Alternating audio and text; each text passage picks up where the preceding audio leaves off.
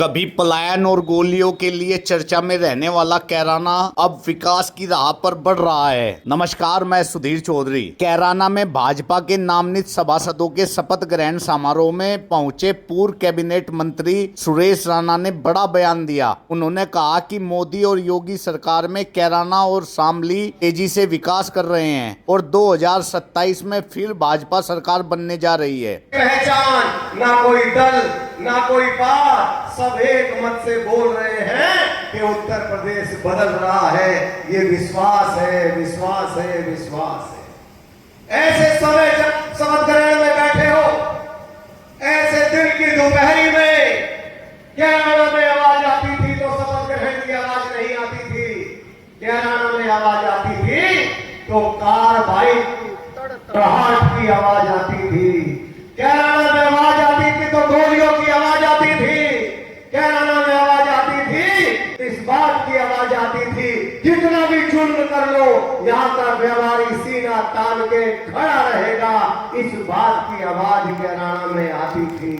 लेकिन मित्रों, आज आवाज बदल रही है।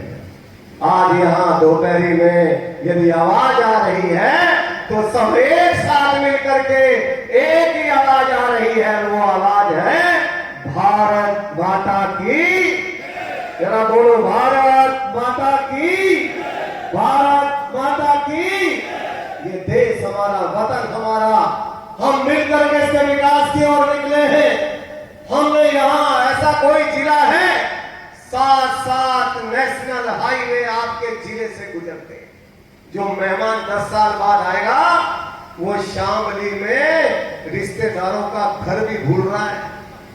ऐसी ऐसी सड़क होगी, पहचाननी पड़ रही है। ऐसे और भी जैसी सड़क, ऐसी इंडस्ट्री, हजारों की संख्या में रोजगार, मेडिकल कॉलेज, बिजली घर, एक विकास की नई आवाज शामली की धरती से योगी आदित्यनाथ जी के आशीर्वाद से निकली है। इस शपथ ग्रहण के माध्यम से एक बात कहना चाहता हूं हमारे सभासद भाइयों का, पहले जो भाई है उनका, बीजेपी के नेताओं का, सभी नेताओं का, सभी साथियों की जिम्मेदारी है।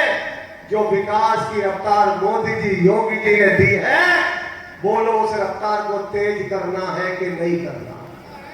एक बार आवाज जाए मोदी जी तक, योगी जी तक, बोलो उस रफ्तार को तेज करना है कि नहीं करना है, करना है कि नहीं करना है। इसलिए मोदी जी ने कहा है कि सबकी भूमिका चाहिए, सबका सहयोग चाहिए, सबका समर्थन चाहिए। योगी जी ने कहा आम जब भी आगे बढ़ करके जब कदम के साथ कदम चलेगा विकास के कार्यों में, तभी विकास पर चमक आएगी। मैं आप सबका अभिनंदन करता हूं कि आपने सौहार्द बना के रखा हुआ है। आप विकास को पसंद कर रहे हैं, आप विकास पर मोहर लगा रहे हैं, आप विकास को गति देने का काम कर रहे हैं और जहां जहां जरूरत पड़ती है वहां वहां आप सरकार के साथ खड़े होने का काम कर रहे हैं। मैं अपने सारे सभासद भाइयों का, जिनका आज शपथ ग्रहण है, और मुझे तो इस बात की खुशी है कि हम लोग बंगाल में थे, हमारे सभासद मित्रों का आपको शपथ ग्रहण में आना है। हमारे दामोदर जी, शक्ति जी, हमारे तमाम सगुन जी, सारी टीम, पूरन जी, सब लोगों ने कहा आना है शपथ ग्रहण में। अध्यक्ष जी को, आपको, सारे नेताओं को। भाई बंगाल में चुनाव चल रहा है, लेकिन आपकी दुआएं इतनी कामयाब हैं कि सपन में ले आए और बंगाल जीत करके ले आए। ये अपने आप में बहुत ही है। बंगाल के कार्यकर्ताओं का मैं कैराना की धरती से अभिनंदन करना चाहता हूं।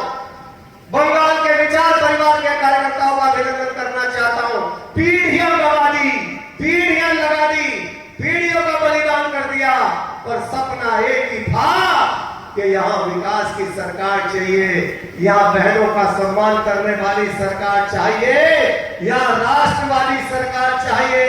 जीवन दांव पर लगा दिया, चिंता नहीं की। ये बैठे हैं प्रमोद जी,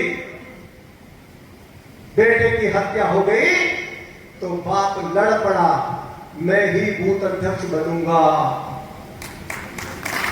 बहन खड़ी है, आताइयों ने दुराचार किया लेकिन खड़ी हो गई कि नहीं, चिंता मत करना, एक समय आएगा दुराचारियों के लिए संकट की घड़ी बनेगी।